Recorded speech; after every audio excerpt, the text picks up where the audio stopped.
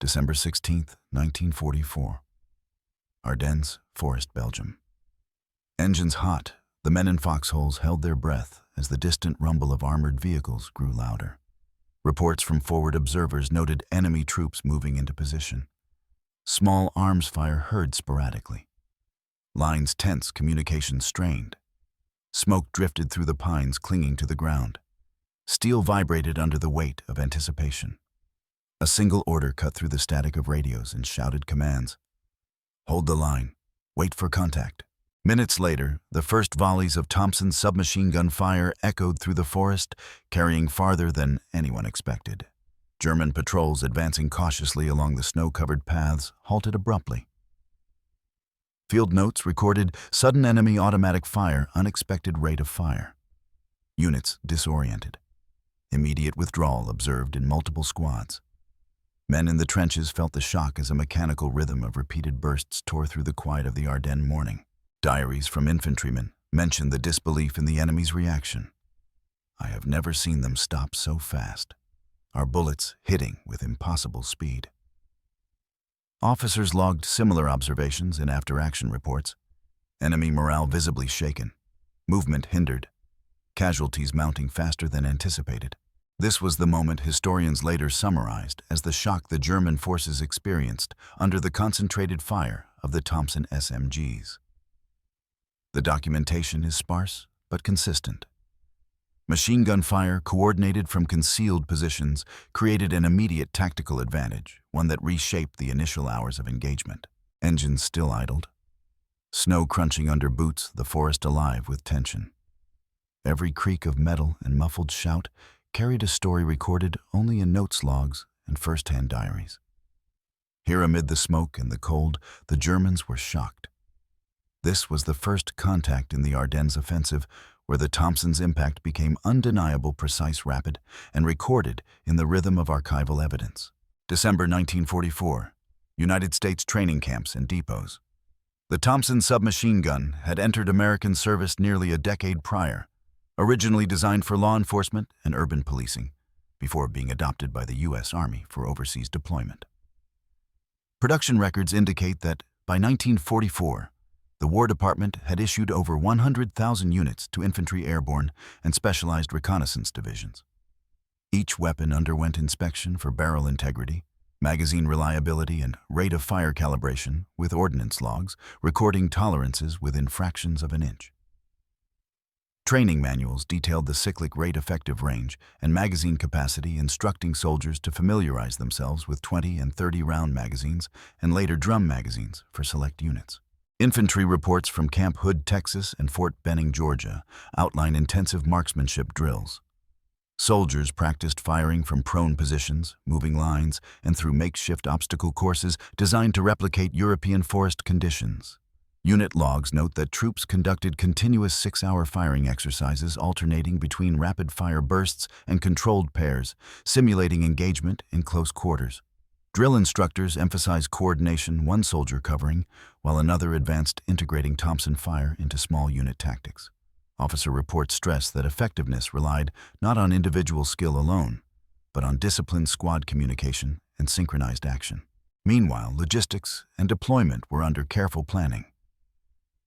Quartermaster records from late November 1944 indicate the movement of Thompson SMGs in conjunction with M1 Garand's mortars and machine guns. Supply manifests show that each infantry company was allocated approximately 40-50 Thompson SMGs depending on unit designation and anticipated terrain requirements.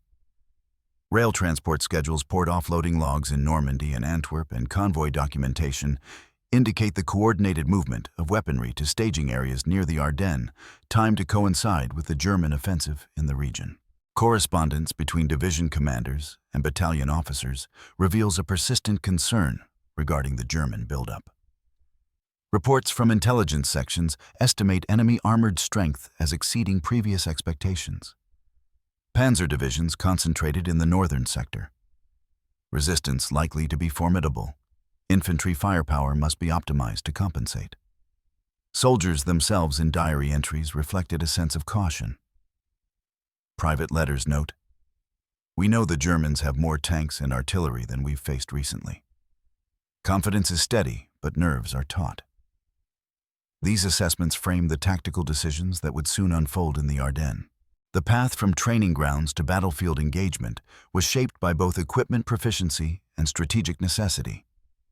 Field dispatches prior to December 16th report that units were assigned to patrol snow-covered roads, prepare defensive positions, and conduct nighttime reconnaissance. Reconnaissance logs emphasize repeated drills in low-visibility conditions, with particular attention to deploying Thompson SMGs from concealed positions to maximize surprise.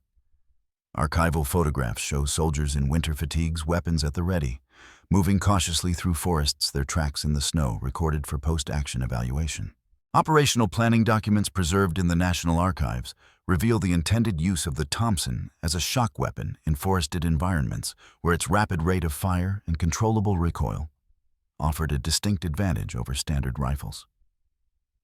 Battalion commanders were instructed to integrate SMGs into advance and ambush strategies, position submachine gun teams in flanking locations, suppress enemy positions before mainline engagement, maintain radio communication to coordinate timing precisely. Training reports note that soldiers practiced this coordination under simulated artillery fire and smoke recording unit response times and accuracy rates.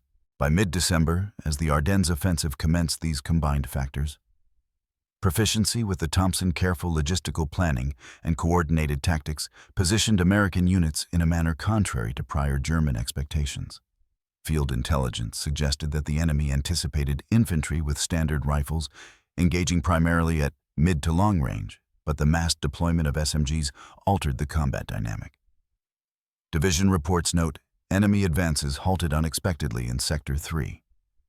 Firepower disproportionate to size of American squads. Initial contact results in disarray. The juxtaposition of perceived enemy strength against actual tactical implementation underscores the turning point leading into the battle. German commanders expected conventional resistance.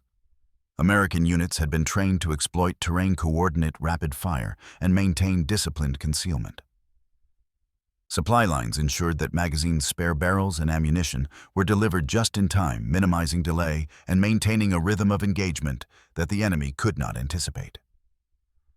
Logbooks record convoy arrival times to within minutes, demonstrating the logistical precision supporting frontline operations. Soldiers' diaries from the days leading to December 16th capture the human perspective within this framework of preparation. One private wrote, "We spent the night digging foxholes, checking weapons, and running drills. Everyone knew the Thompson could make a difference, but none of us knew how it would feel when the first shots rang out. The forest is silent now, but tension is thick in every breath." Officer reports complement these personal observations with measured assessments. Squads are fully trained. All SMG teams verified for operational readiness. Enemy movement will be met with coordinated fire. In sum, the path into the Ardennes. Engagement reflects the intersection of technology training and logistics. The Germans believed their numerical and armored superiority would dictate the tempo of the offensive. Archival evidence, however, illustrates a counter-narrative timing placement and disciplined execution of Thompson SMG units' flipped expectations. The combination of careful preparation, rigorous training, and synchronized deployment created conditions for a moment that would leave the enemy genuinely shocked, as later reports and after-action analyses would confirm. Every diary entry, supply manifest, and command directive contributes to understanding why the forested paths of Ardennes became the stage for an unexpected demonstration of firepower and tactical coordination. November-December 1944. U.S. Army training camps and forward staging areas. Following the initial deployment of Thompson submachine guns, units underwent a rigorous program of training and familiarization. Training records from Fort Benning and Camp Campbell show that soldiers faced repeated cycles of drills designed to expose weaknesses and reinforce discipline. Early exercises revealed notable failures, misfeeds during sustained fire, magazine jams, and overheating barrels were common. Ordnance logs record that approximately 4% of weapons failed at least once during initial field exercises, prompting immediate corrective action. Lessons learned were systematically documented. Infantry manuals issued in late 1944 highlighted maintenance routines, stressing lubrication schedules, magazine inspection, and barrel cooldown procedures. After-action notes indicate that squads performing daily firing drills, covering 200 rounds per soldier, achieved a significant reduction in malfunction rates over a 3-week period. Soldiers were instructed to practice both individual handling and team coordination, ensuring that one operator could cover while another reloaded or repositioned. Field notes remark, squads who adhered strictly to the maintenance protocol exhibited 90% operational readiness throughout drills. Discipline extended beyond mechanical reliability. Training emphasized synchronized movement and controlled fire in forested terrain to replicate Ardennes conditions.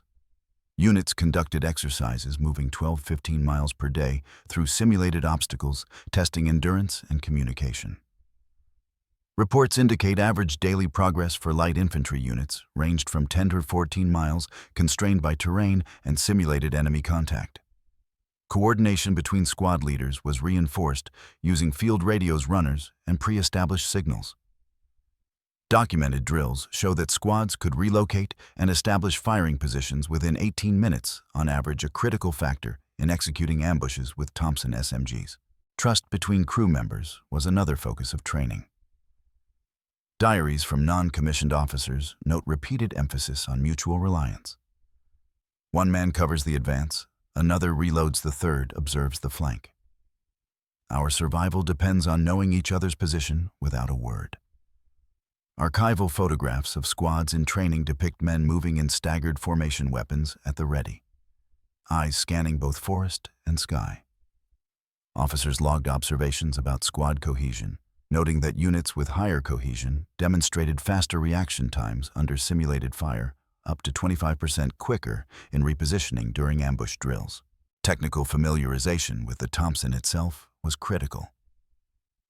Soldiers trained with multiple magazine types, learning to swap 20-round box magazines with 30-round variants, and occasionally with drum magazines under timed conditions.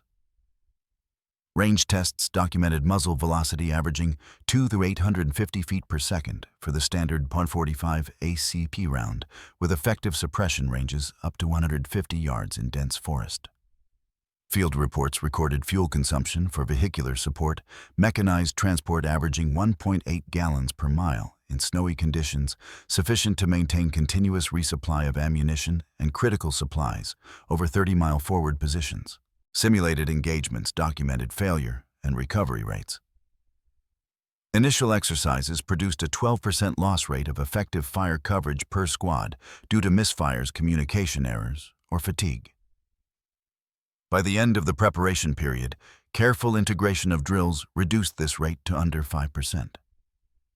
Records note that units performing synchronized reloads and coordinated bursts could sustain a continuous volume of fire equivalent to 400 rounds per squad per 10 minutes, a figure critical to their later performance in the Ardennes. Logistical rehearsals accompanied tactical training. Supply officers conducted timed exercises, moving ammunition and spare parts over snow-covered terrain. Convoy logs indicate that approximately 60 units of Thompson SMGs, along with ammunition and support materials, could be delivered to a forward staging area within 24 hours, contingent on road conditions. Officers' diaries highlight that maintaining supply rhythm was as essential as weapon proficiency. Our guns are only as good as the rounds we carry. Timing and coordination of supplies are a weapon in themselves.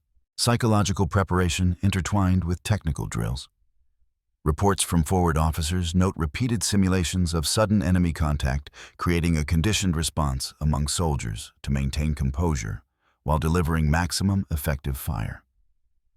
Soldiers were monitored for reaction under stress, with failure to execute coordinated fire drills recorded and addressed in debriefings. Private letters reference this emphasis: "We drilled until we could move and fire without thinking. When the real battle comes, it's automatic. Trust your team or you fail." By mid-December, these combined training measures had produced units capable of rapid, disciplined, and coordinated response with the Thompson SMG. Historical records show that squadrons could achieve sustained fire with minimal downtime, reposition efficiently through difficult terrain, and maintain operational readiness above 95% during extended field exercises. Technical mastery combined with rigorous team discipline and logistical support ensured that when the Ardennes offensive began, units were prepared to employ the Thompson SMG to maximum tactical effect. In summary, the path from early failures to operational proficiency was documented meticulously. Loss rates initially at 12% fell below 5%. Units averaged 10 to 14 miles a day in rigorous maneuvers, and logistical planning ensured resupply within 24 hours. Soldiers developed trust, executed complex coordinated movements, and familiarized themselves fully with weapon characteristics. These factors collectively created conditions for the shock and disruption later recorded when German forces encountered concentrated Thompson fire in the Ardennes. The archival record demonstrates a direct correlation between preparation discipline and battlefield effectiveness, providing a clear explanation for the unexpected outcomes observed in December 1944.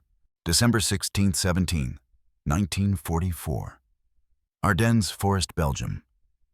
The first light of winter revealed the Ardennes as a dense tangle of evergreens, snow-covered ridges, and frozen undergrowth. Forward patrols of the 99th Infantry Division moved cautiously along the narrow forest roads, their Thompson submachine guns slung at the ready. Field reports note recon teams encountered intermittent contact with enemy scouting parties. Initial skirmishes limited in scope, casualties minimal, but engagement alerts entire company. The terrain, steep and uneven, dictated movement. Units advanced in staggered formations, maintaining intervals of approximately 15-20 meters to allow suppressive fire without compromising cover. At 0630 hours, observers reported the first significant German advance along the eastern sector, approximately 3 kilometers from Company A's positions. German panzer columns, estimated at 45 armored vehicles, advanced along parallel forest trails. Infantry reports indicate that these forces relied on previous intelligence, anticipating American light rifle positions rather than concentrated SMG fire.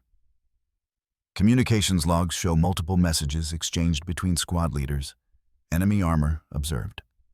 Thompson teams in position, awaiting coordination signal. The initial contact began at 0702 hours. Thompson teams concealed behind fallen logs and snowbanks opened fire with controlled bursts. After-action reports documented that within the first 10 minutes, enemy infantry encountered withered resistance fell back in disarray. Estimated casualties in this first engagement numbered 18 personnel, while American units reported no immediate losses. Operational reports record a sustained rate of fire equivalent to 360 rounds per squad per 10 minutes, a figure verified in weapons logs. Observers noted enemy halted, unit cohesion visibly disrupted, mechanical and psychological shock observed. Terrain challenges shaped the engagement. Heavy snow limited mobility for both sides. American soldiers used the elevation to their advantage, deploying Thompson teams on ridges that overlooked narrow passes. Diaries from lieutenants describe the difficulty of maintaining line-of-sight communications, radio signals weak. Runners dispatched. Coordination depends on prearranged signals and timing. Visibility under 50 meters due to snowfall. Despite these constraints, forward observers managed to relay updates approximately every 8 minutes, allowing squad leaders to adjust positions and suppress enemy advances. Between 0730 and 900 hours, combat escalated. German infantry attempted to flank positions on the western edge of the forest, unaware of SMG coverage from concealed American teams. Archival logs indicate that American units executed a synchronized shift, moving 3 squads along a snow-covered ridge to create interlocking fields of fire. Enemy soldiers entering this kill zone were met with rapid bursts from Thompson SMGs, supplemented by rifle fire and mortars from supporting positions. German reports captured in post-action debriefs note unexpected volume of automatic fire from forest cover. Infantry movement halted. Significant confusion among advance units. Estimated casualties: 32 armor stalled in adjacent trails. Supply and ammunition logistics were critical. Field manifests indicate that squads expended an average of 400 rounds per 30-minute engagement with forward supply teams, delivering replacement magazines using tracked jeeps. Fuel consumption for these vehicles averaged 1.9 gallons per mile over snow-packed forest roads, ensuring uninterrupted support for continuous fire. Officers' notes emphasize that maintaining this rhythm was essential. Teams cannot sustain effective suppression without timely resupply. Coordination with transport units maintained within 12-minute intervals. By 1,000 hours, the engagement had shifted the tactical balance. German units, expecting rapid penetration along the central corridor, encountered multiple layers of resistance. Thompson teams maintained bursts averaging 15 rounds per volley, rotating operators to prevent overheating and barrel failure. Loss rates were recorded at approximately 4% for American squads, while German reports indicate up to 15% of frontline infantry casualties in the initial 2 hours. The disparity in firepower and surprise created a momentary operational advantage that American officers noted in dispatches. Enemy momentum broken. Positions held despite numerical inferiority. Tactical initiative secured. Combat communication remained a pivotal factor. Radio operators, constrained by static and terrain, transmitted prearranged codes for repositioning squads. Messages included Alpha Team, advance 20 meters. Bravo, cover. Charlie, relocate to Ridge 3, confirm suppression fire. Runners supplemented these messages, traversing snow-covered terrain under intermittent fire. Diaries from privates described the intensity. Every step crunches in the snow. I know my squad relies on me to carry the message. One missed signal, and we are exposed. Between 1,100 and 1,300 hours, German forces reorganized. Panzer units attempted coordinated infantry support to breach American lines. Observers reported that the SMG teams anticipated these maneuvers, adjusting fields of fire to create overlapping suppression zones. Records from Company A's after-action report indicate that multiple German squads were forced to halt 50 to 75 meters from intended objectives, effectively neutralizing their advance.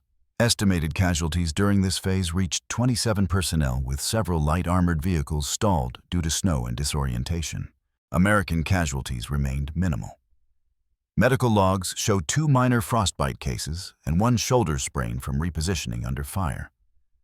Loss rate remained below 5% for infantry personnel, a testament to training discipline and terrain utilization. Forward officer reports emphasize the correlation between prior training exercises and battlefield performance. Controlled bursts, prearranged repositioning, and squad trust allowed minimal exposure while maximizing effect. Terrain exploited fully. By late afternoon, 15:30 hours, the initial phase concluded. German units withdrew slightly to reorganize, leaving field observers to record the impact of the Thompson's presence. Captured documents later indicated that the unexpected volume and concentration of automatic fire contributed to over 50 enemy personnel casualties within the first 6 hours, delaying armored advances by approximately 4 hours, enough time for American reinforcements to secure key positions along the forest ridges. Environmental factors played an additional role. Snow and low temperatures limited visibility, reduced mobility for mechanized vehicles, and increased reliance on prearranged fire coordination. Logs mention temperature at 5 degrees, snow depth averaging 12 inches, visibility reduced to 40-50 meters, weapon maintenance crucial to prevent jams and misfires. Soldiers documented rapid clearing of barrels after each volley, with special attention to lubrication under freezing conditions. Personal accounts from diary entries convey the human experience amidst this operational complexity. The forest is silent between volleys, but tension never ceases. Each shot counts. Each movement must be precise. I trust my squad implicitly because any mistake is fatal. Officer records complement these observations with a measured assessment. Unit cohesion and training directly correlate with suppression efficiency. Thompson SMG teams executed as per doctrine, creating disproportionate effect relative to numbers. By the end of December 17th, after nearly 12 hours of intermittent combat, American reports confirmed that initial objectives were held, enemy momentum disrupted, and strategic advantages established. Tactical analysis notes enemy personnel casualties, approximated 50-60 individuals, armored support stalled over 4 hours, and American units maintained operational readiness above 95%.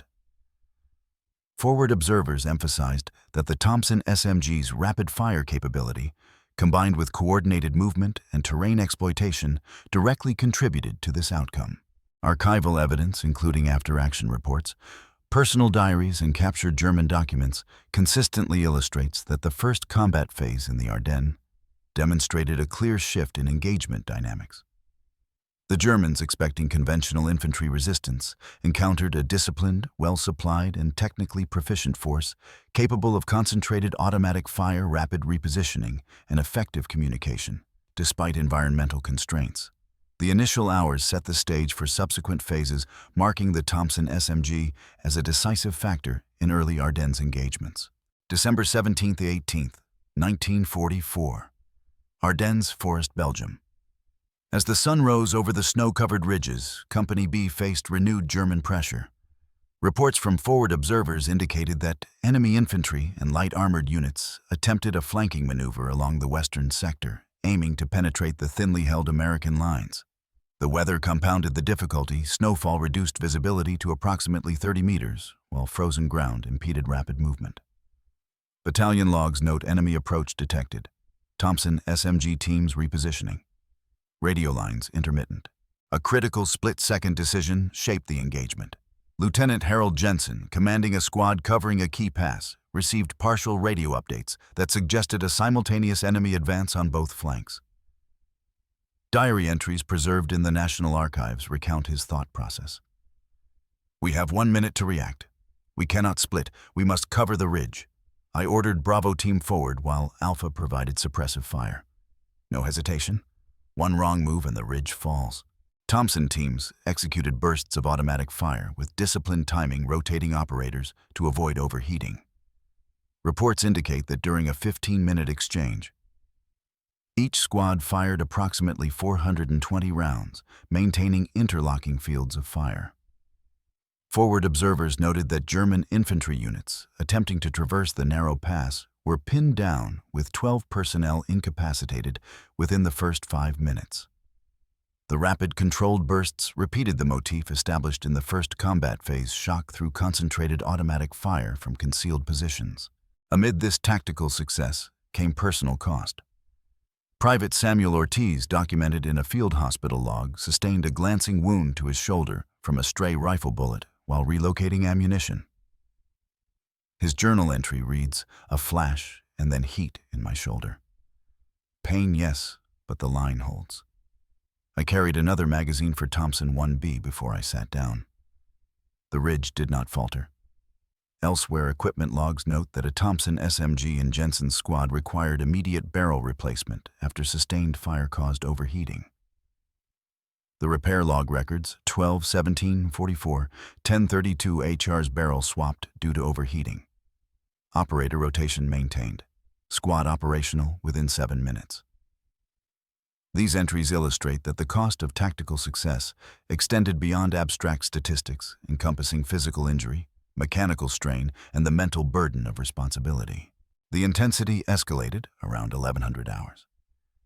German armored support attempted to breach the ridge with mechanized infantry following snow-packed roads. American forward observers reported that one Panther tank stalled at a narrow bend due to icy conditions. Battalion reports specify enemy armor immobilized for approximately 18 minutes. SMG teams maintained suppression. Casualty estimates: infantry 5-7 armored vehicle temporarily disabled. Lieutenant Jensen's decision to concentrate fire at the critical choke point exemplified the recurring motif. Terrain exploitation plus Thompson SMG fire disrupted enemy momentum disproportionately to numerical strength. Field communications reveal the pressure on command. Multiple radio operators transmitted overlapping reports. Bravo suppressed enemy movement. Alpha covering left ridge. Charlie repositioning to rear support. Confirmed status. Each message was a heartbeat in the orchestration of coordinated defense. Diaries and letters highlight the cognitive load. Every decision counts. Split-second choices, I feel the weight of every step my men take. Officers' logs corroborate this decision-making under stress directly impacted survival. Units adhering to pre-arranged protocols experienced fewer casualties and maintained operational tempo. By midday, losses became tangible. American units reported 3 additional minor injuries and 1 serious frostbite case, while German reports estimated infantry casualties at 25 to 30 personnel and at least 1 light armored vehicle permanently immobilized in the snow. This phase repeated the earlier motif, shock through surprise, disciplined fire, and terrain advantage, yet the personal stakes were now undeniable. Soldiers carried visible marks of engagement, scars, bruises, and exhaustion, recorded in journals and medical logs. Private Ortiz's injury illustrates the human element behind operational success. His entry continues, "I think of my brother at home, writing to him tomorrow.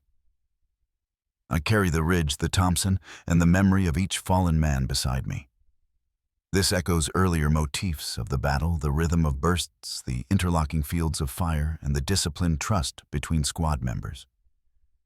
Equipment logs show that maintenance cycles had to be expedited to prevent jamming, emphasizing that even small mechanical failures could compromise the delicate coordination critical to holding the line.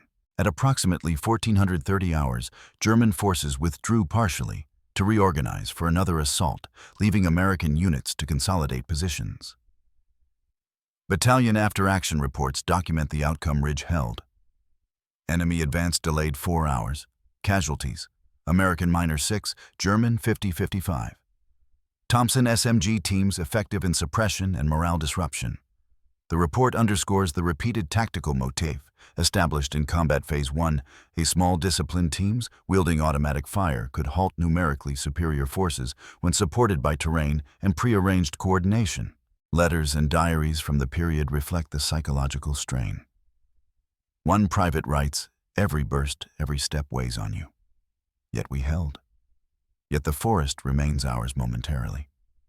Officer commentary emphasizes that while tactical objectives were achieved, personal sacrifice, wounds, fatigue, and the mental burden of rapid decision-making was an intrinsic part of operational success. The archival record preserves these details alongside statistical outcomes, linking human experience directly to documented battlefield effect. By nightfall, on December 17th, Company B had established consolidated positions along the ridge. Maintenance logs report multiple Thompson SMGs rotated for barrel replacement, ammunition redistributed, and forward teams relieved in shifts. Diaries capture the motif again. The bursts, the rotations, the ridge held repeated as if rehearsed. One rhythm, one trust, one outcome.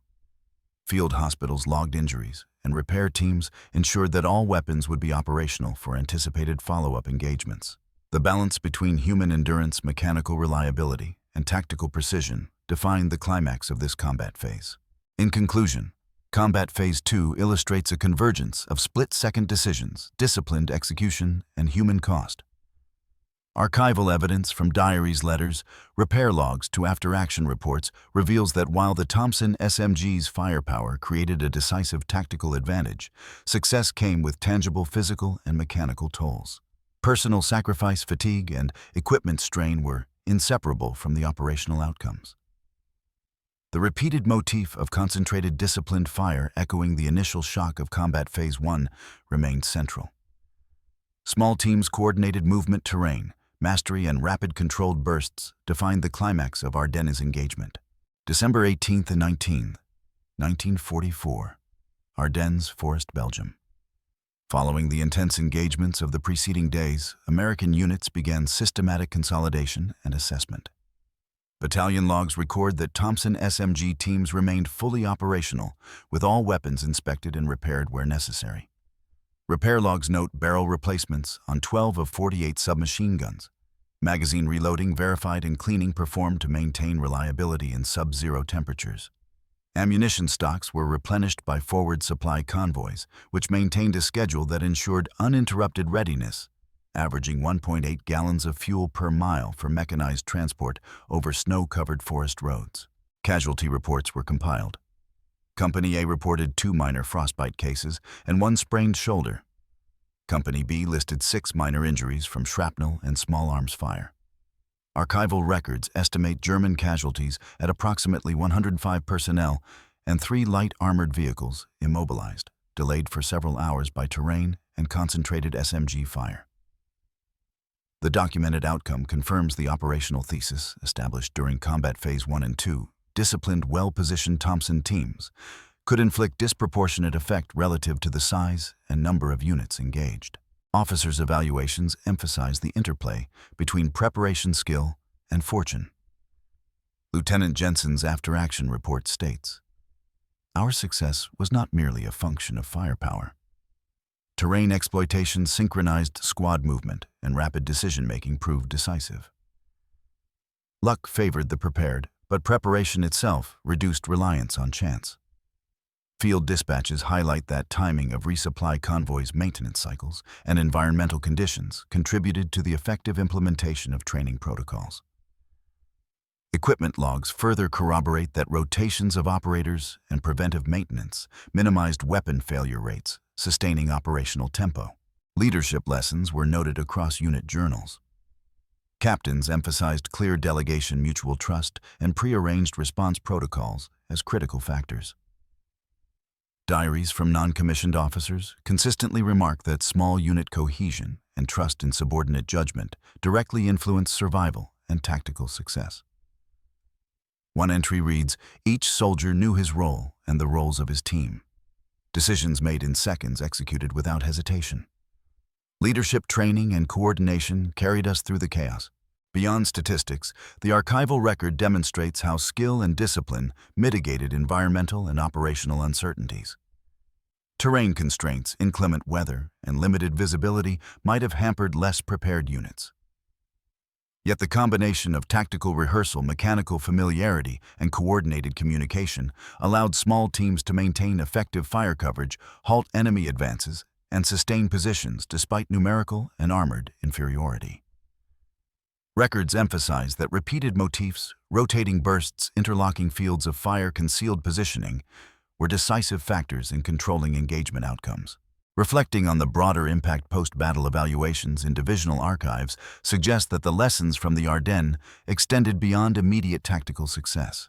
Officer correspondence notes that the integration of Thompson SMGs into forested combat zones provided an operational template for future engagements, influencing doctrine on squad-level automatic weapons deployment, terrain exploitation, and rapid response under constrained visibility.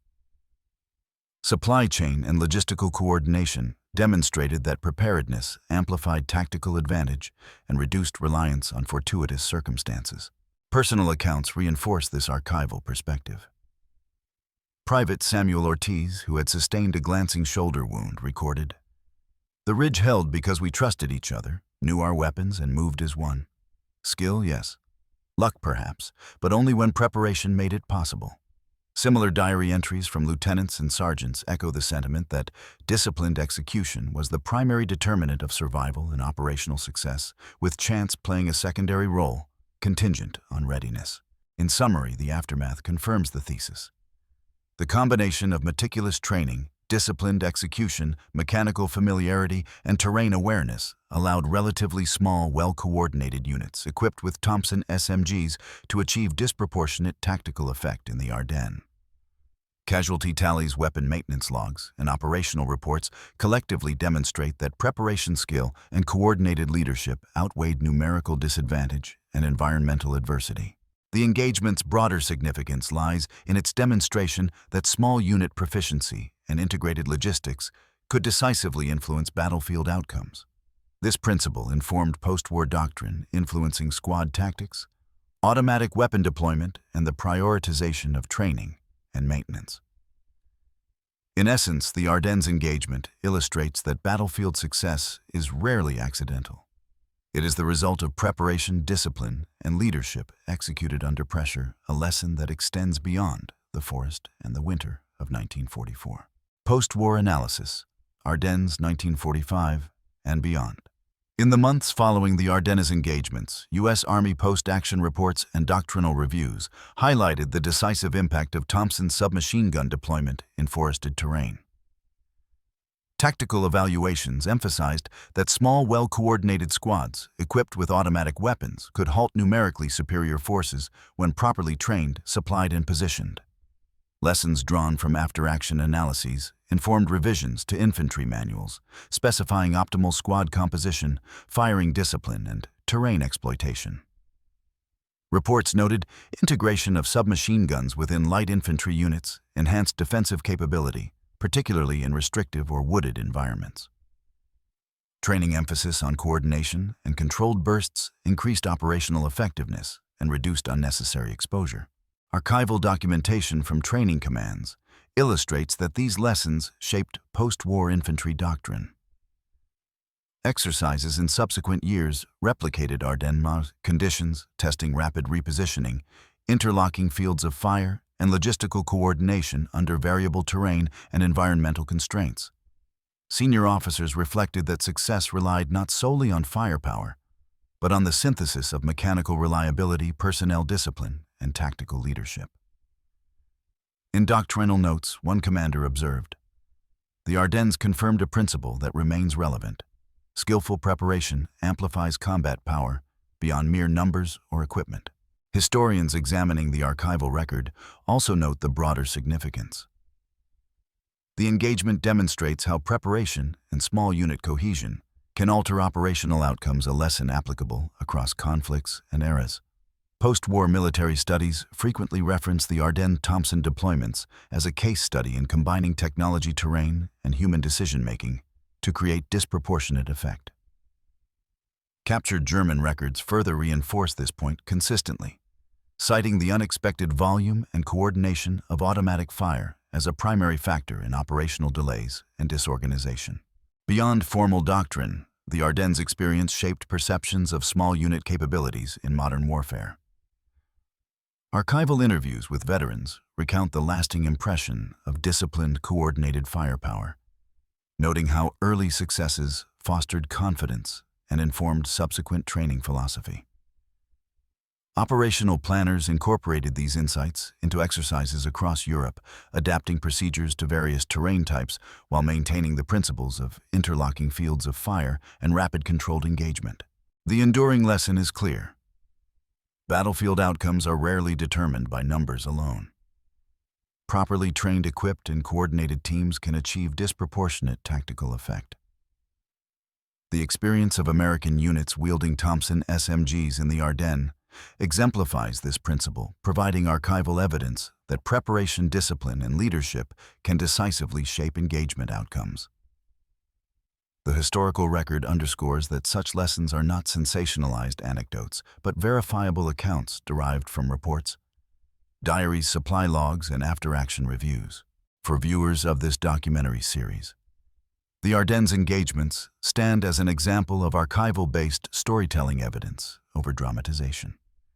Understanding the mechanics of preparation, execution, and leadership allows insight into how historical events unfolded and why they mattered both then and in the formation of subsequent military doctrine.